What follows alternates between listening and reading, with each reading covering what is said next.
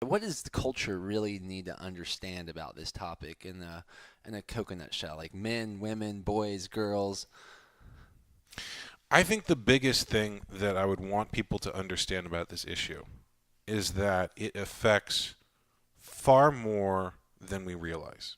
Circumcision in the mainstream culture is usually framed as a one time decision that parents make and never have to think about again. And in reality, it is more like throwing a stone in a pond. It's a decision that ripples out through a man's life, through his relationships, his sexuality, his relationship to his own body and self image, his partners, institutions like medicine and media, and even law and policy. All are affected by this issue, and all in the most personal way possible. So, this is not an issue that exists out in the world. It is not something like you would read about in the news. It is something that affects families and family relationships on the most personal level and the most personal aspects of someone's life.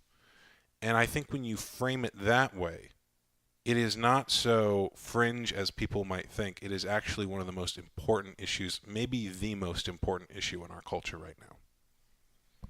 And yeah, it's funny. It's not that funny. It's not even a good way to put it. It's interesting and crazy and borderline disturbing that where my wife is from, for instance, in Denmark, it would be very abnormal to see a circumcised man. I think I'm the first circumcised male she's ever seen. And so the whole thing is confusing to her.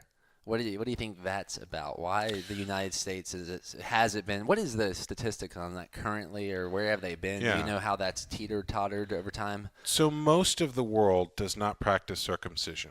The Jewish world and the Islamic world do, and certain African tribal societies, and there's like scattered amounts of it in other places in the world. But America is the only industrialized country that routinely practices non-religious infant circumcision. And there is a lot of reasons that you could say that that continues. But I think one of the biggest ones is that it's just really difficult for people to talk about.